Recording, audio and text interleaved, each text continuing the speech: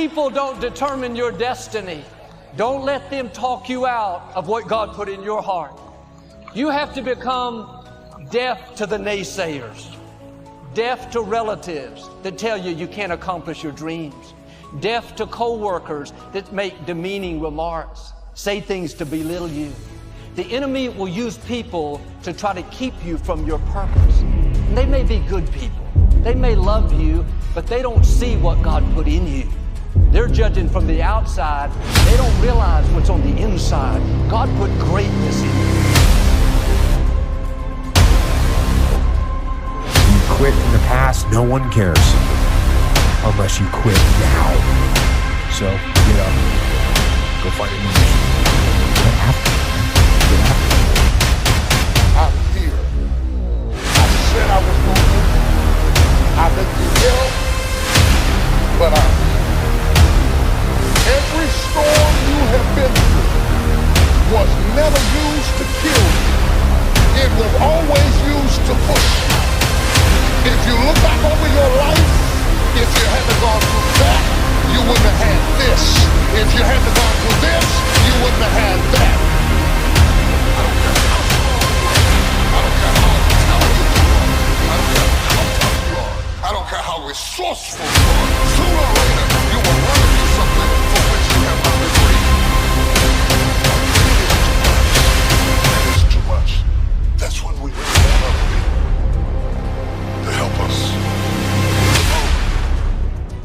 That's when we desperately want somebody to lift this up off them. And most of the time, we reach out to them because we have pressure beyond our PSI. And when they disappoint us, it is not the agony of living without them. It is the agony of going back to a weight load I must bear alone. If you try to run somebody else's race, you're going to fail. You're going to lose. You're not going to make it to the finish line. You're going to tire and give up. You got to stop caring so much about the approval of others and living for their approval. And you've got to be who God made you to be. Keep on going, keep pushing and enduring. That's the message I'm going to have for you today. I don't know what you're going to see. I wish I could see into the future and see if everything's going to be all right. The reality of that is, some of you are on a journey, but you want the journey to be completed right away. You want it to hurry up and happen. You want everything to just go well instantly, but that's not how life goes. The way life flows and the way it goes, I hear that rhyme, but I want you to try. Well, we got to learn. We have to learn in life that you got to learn how to endure. You can never achieve anything in life if you don't learn how to take a licking and keep on ticking. You got to live when it's raining. You got to live when the sun is shining. You got to keep on going no matter what life might be. It may be winter in your life. Things are difficult. You don't see any growth. Kind of dark and blue. The good news is spring is on its way. A brighter season is right around the corner. Your new season could start tomorrow. You could see things start to blossom in your life this coming week. Your strength comes back. You feel good once again. What happened? The season changed. It looked like it was dead. Looked like it would never work out, but you stepped into a new season. You would think that when God calls you towards your purpose and your destiny, everything would be liberated. Your finances, your friends, your circumstances would all come into harmonious agreement with the purpose of God in your life. You have to go down. You have to go broke. You have to go nervous. You have to go scared. You have to go intimidated. You have to go crawling. You have to go vulnerable. You have to go stuttering. Look at the neighbor and say, I'm bound, but I'm going. Go bound. Stop waiting on everything to line up for you to go. Go bound. Go broken, busted, and disgusted. Go nervous. Go scared to death. Go with your knees shaking and your knees vibrating. But go. When God says go, go anyway. Go, go, go, go, go. Some of you today, you've allowed your circumstances to push you down, convince you that it's too much, it's never going to change. Now you're tempted to give up on what God's done. But I'm asking you to dig your heels in and say, no, this is a new day. I will not give up on my dreams. I will not give up because somebody did me wrong. I will not give up because I tried and failed. I will not give up because it's taken longer than I thought. I've got a made-up mind. I'm going to become everything God's created me to be, and I'm going to have everything God intended for me to have. There's got to be a relentlessness on the inside that says no matter what happens, I refuse to quit.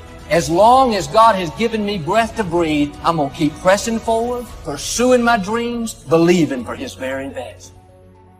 I got to tell you, there are going to be times on the pursuit of your dream that you're going to have to go a little extra. You know, you're going to have to go a little bit harder than maybe you have in the past, or maybe that you're going right now. I think every now and then we need to be reminded of the greatness that is inside of us.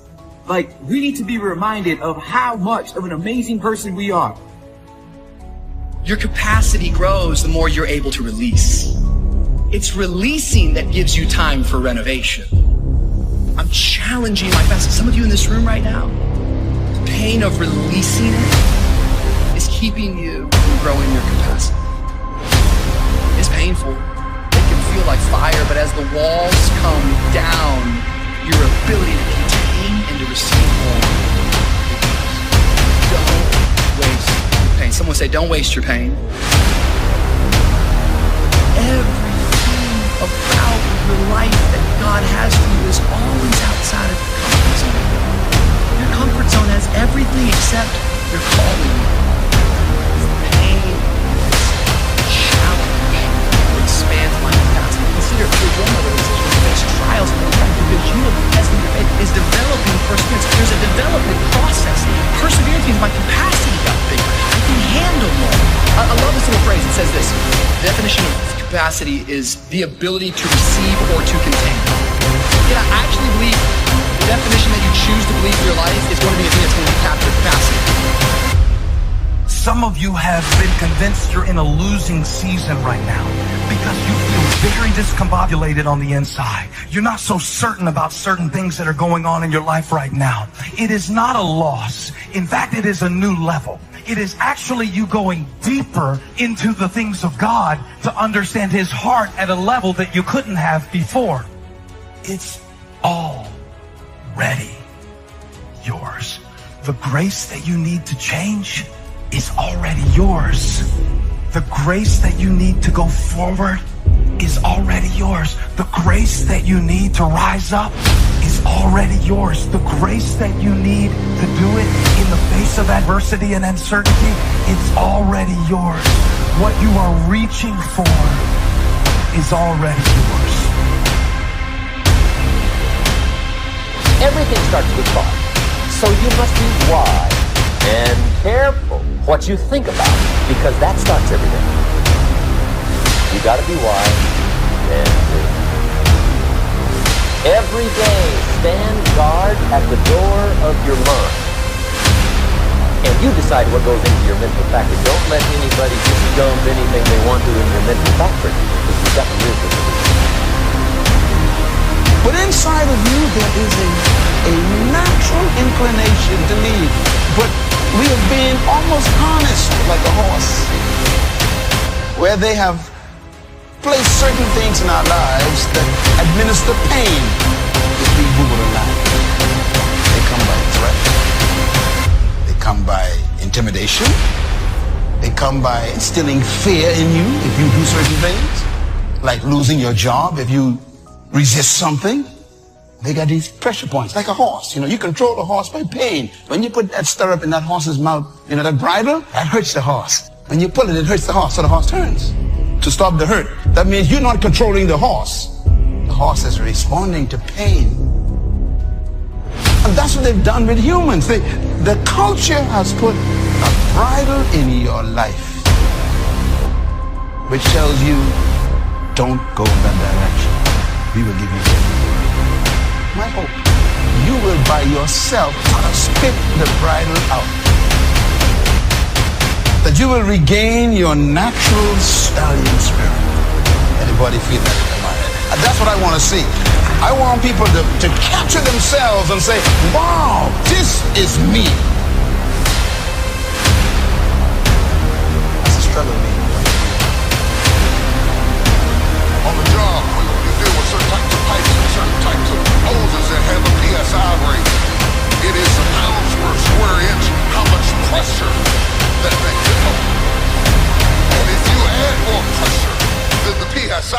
is on the other. Boom! It will burst because of pressure. A man's life is what his thoughts make of it. Disraeli said this: everything comes, the man will only wait. I brought myself by long meditation to the conviction that a human being with a settled purpose must accomplish it, and that nothing can resist a will that will stake even existence for its fulfillment.